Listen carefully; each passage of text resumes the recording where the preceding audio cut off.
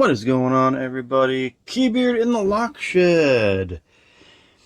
How's it going?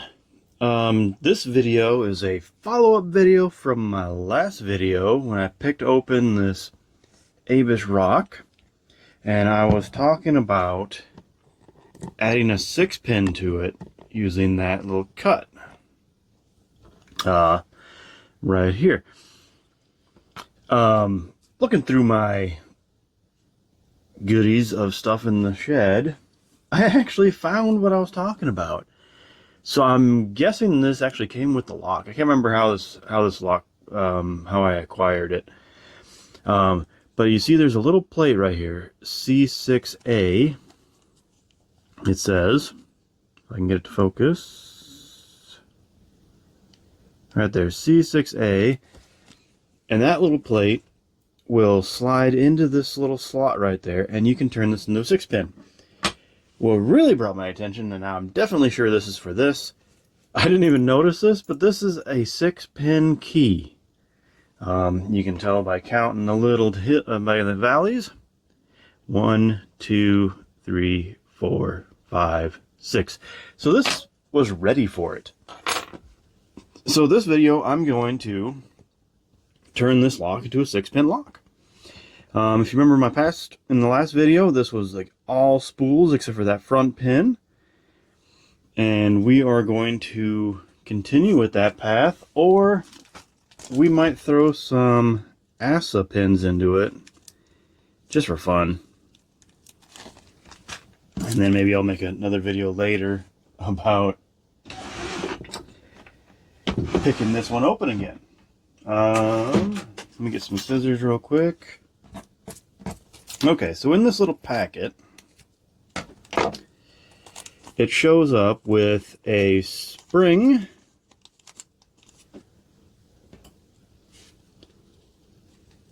which is very nice, and a spool, which is very nice. And then this little plate right there. Let's see if I can get it out of there. Oop. There we go. So on this little plate, you'll actually see it'll say C6A, which actually coincides with this core C6A. And what the hat is, this little plate will turn this core into a 6-pin, and all we got to do is slide it in to there. I'm not sure how tough this is going to be or how pain in the butt this is, so we'll find out together, guys. Okay, it's going to be a tight fit, so I'm going to need, set that aside. Let's lift this up a little. I'm going to need this guy, and we're going to set it in like that.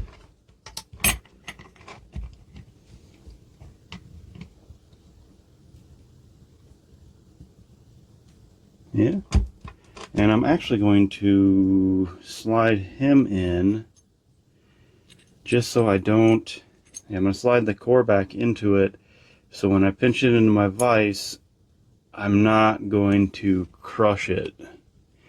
I don't know if I can or not, because this is a nice piece of steel, but I'm going to do a pretty good tight clamp in here. There we go. I think that might do it.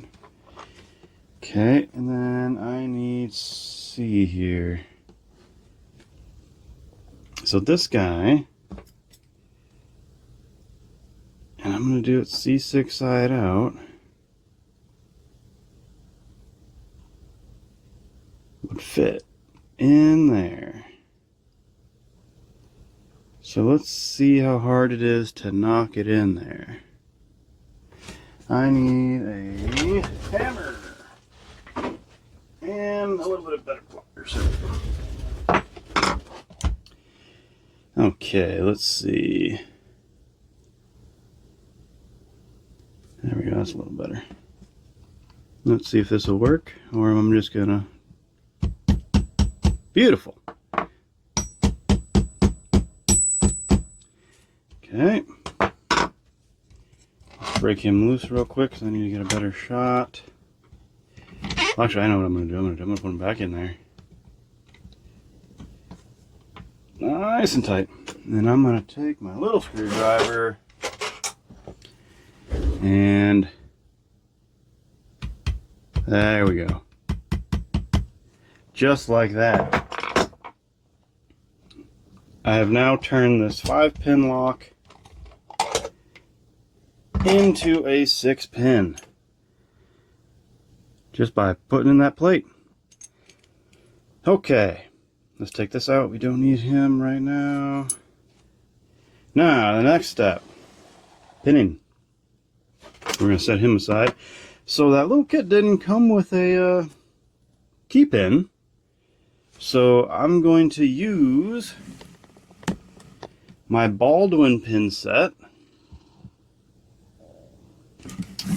that I got right here, and we're going to find a pin that'll match the key. The best way to do that is to slide that key in there, just like so. And we're going to start with this guy. Let's see what we got. Pin 6. That guy is definitely too low. We'll go right here, I guess. Look at that. That's what we're looking for. Nice to the shear line. Perfect. All right. Glad I buy a bunch of pinning kits. We're going to bring this back. There we go. So, now that we have a pin for it, we can go ahead and line up all these pins.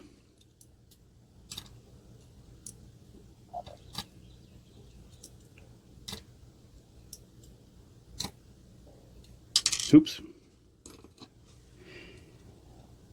There we go. So that looks pretty nice.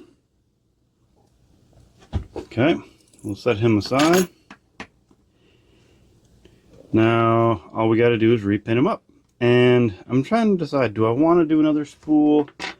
You know, let's do a little craziness here. Let's throw an ASA pin into this thing. So we're going to take one of these ASA pins. Yeah, this guy will work. And that'll be our pin setup right there. Just like that. Alright, so let's repin this. So I'm going to get my follower back in here.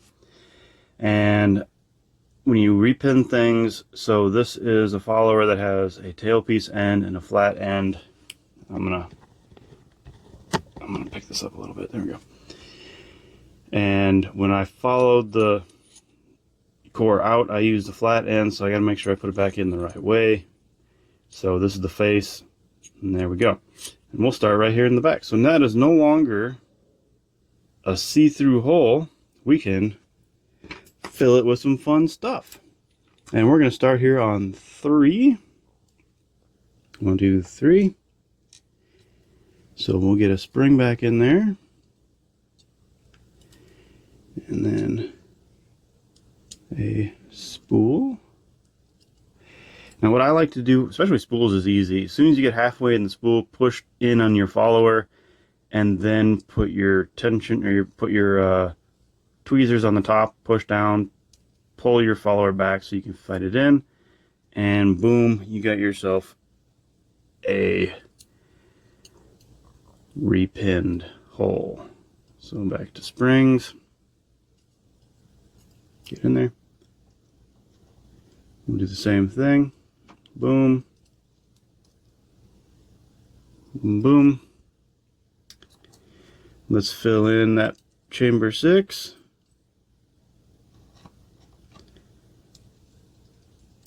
Oop. Almost lost him again. There we go. Or is he too big? Will he not fit in that chamber? Oh no, there he goes. There we go. Chamber 6 is filled. Let's go back to the front. 2, 3.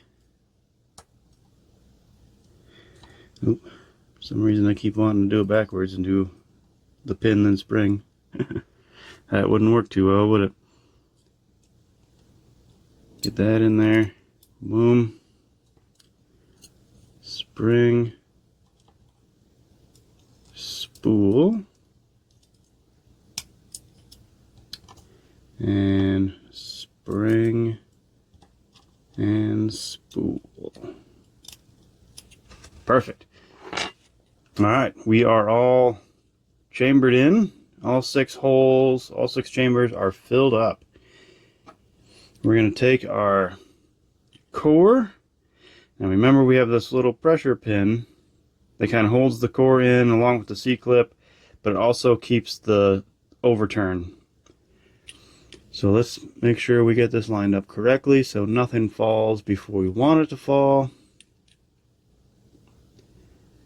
And there we go.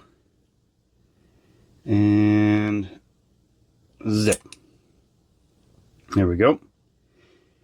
Well, moment of truth. It's locked up. Let's go ahead and put the back plate back on. This is your actuator. Get that C-clip back in there. There we go. Nicely done. And then this little piece goes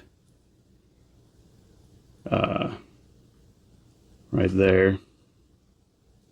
But I'm not too worried about that yet because I haven't put it in the lock. Before we put it in the lock, let's see if we did this right. Hopefully that was the right size pin and we didn't just pin it wrong so the key doesn't work, which means we have to pick it anyway. Here we go. Oh yeah. It does have a little bit more crunchiness to it, but it opens nicely. Look at that.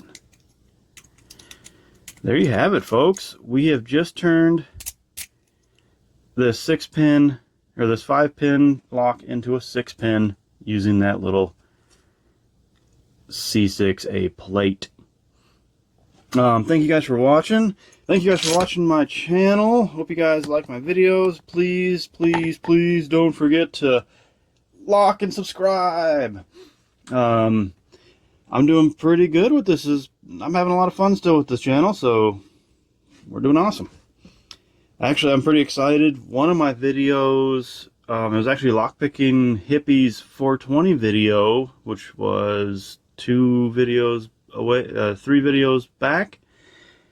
Last time I checked, I was at 999 views. This will be the first, not a short, this will be the first video that'll hit 1,000 views on my channel, and that is awesome. Thank you guys for watching. You guys are great. But all right, guys, well, let's put it back in there, I guess, real quick. I think it's this way. I think it's like that. We'll find out together. Does that look right? Will it screw in, or did I just put that piece in backwards? Nope, I put that piece in backwards. Okay. I'm not really sure what that little I guess it's like a, what do you call it? Like a, oh, some sort of anti thing. There we go, get him in there. There, now she's fitting in beautifully. Get that screw back in.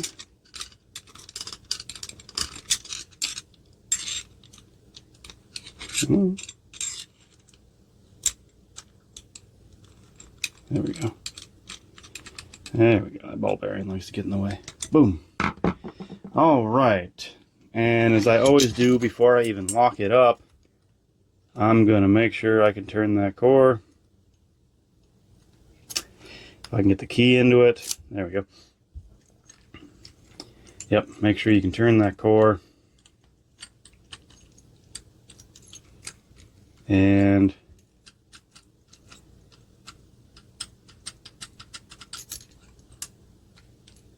yeah. And I think that's right. Do I dare? Ah, okay, good. That's always the scary part, guys. When you put in the core and it's the first time locking it up, you always have that scary notion where this won't pop back up. But all right, guys. Thank you guys for watching, and happy picking.